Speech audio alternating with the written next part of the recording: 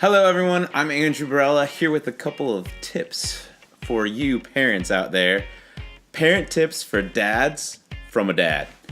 I just want to be open and honest and help you guys wherever you're at with your kids. I have a 6-year-old, I have a 3-year-old, and I have a 1-year-old. So I have some experience. 3 kids, craziness, house messes, people that you're just like, I'm so annoyed with your kids, and I'm also annoyed with mine too at the same time. So I want to give you guys a few points of advice, give you some tips that I've learned over my years of being a parent.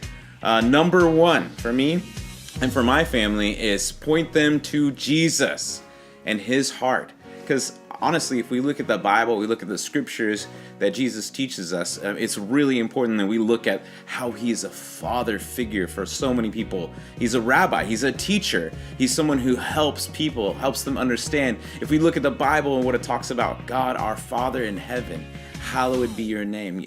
It's daddy. It's an intimate father. And so I always try to point people back to Jesus. It doesn't mean I do it on a daily basis with my own kids. I really try hard. A lot of times my wife and I, we failed miserably at pointing them to Jesus.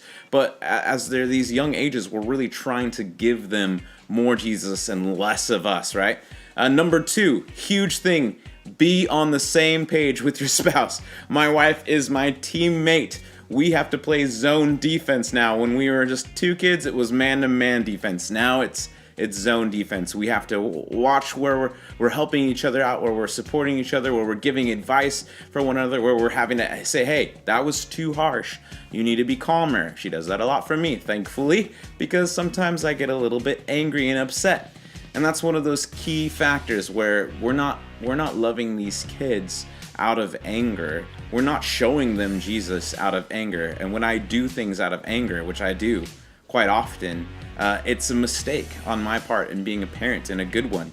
And so I have to be careful of what I'm saying and how I'm saying it and how it's coming across, because I do not want to provoke my kids to be angry at me either. And that happens often with my son, especially the 6-year-old who has Mr. Independent attitude. But I want you guys to understand that you're not alone. If your kids are acting up, we're together in this. We have a family community of believers, of people who come together. And so hopefully you're plugged into a group, a small group, a church group, something like that, where people can speak into your kids' lives, where you can send them somewhere maybe and they can learn things that aren't from their parents, but they're about their parents. And so I really enjoy that about sending our kids to preschool, to school.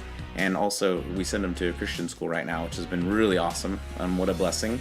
Number 3, man, kids will bring you the most amazing joy, peace. They just give you your heart a little feelings that go dancing around. It's awesome. Kids are amazing. They're a blessing, but they're also sometimes a huge pain in your butt, and you know it, and I know it, and it's just what it is. I mean, they are a huge pain in the butt.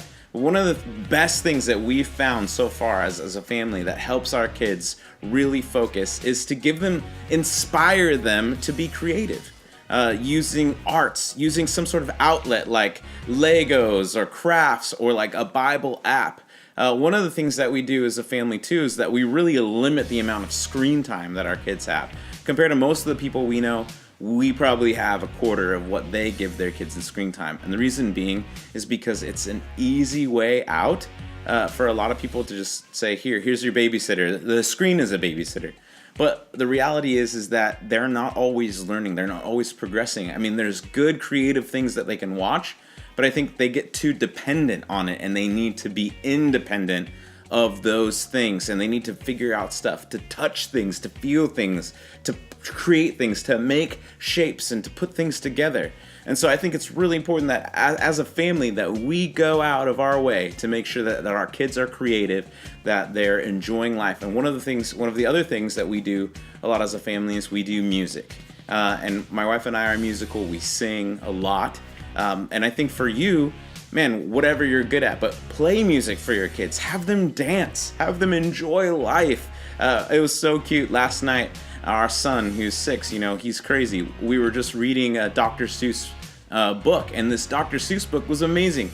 It was just this hilarious rhyming going on constantly, blah, blah, blah, blah, blah, rhyme, rhyme, rhyme, rhyme. And he just started busting up laughing because my wife made a joke with it and started rhyming other things with it, and he just wouldn't stop laughing. He was literally giddy with just how funny he thought mommy was. And that's a really, that ties into a really crucial thing that we do a lot with our kids, is we read to them. We read to them. Now that our 6-year-old's able to read on his own, he reads a lot on his own anyway. So I just want to kind of give you guys some materials, some of these simple tasks that you can do with your kids. No problem. Give them a few things, 5 or 6 things that they can do. It's not that big of a deal, but it's some advice for you. And if you guys have any questions, put them in the comment box below. We're gonna be available for you. Just make sure that you guys are doing music all the time.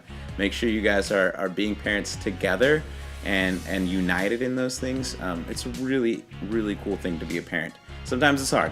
I'm not gonna lie, it's really hard sometimes. But you can do it. Go dads, go moms. Have a good day.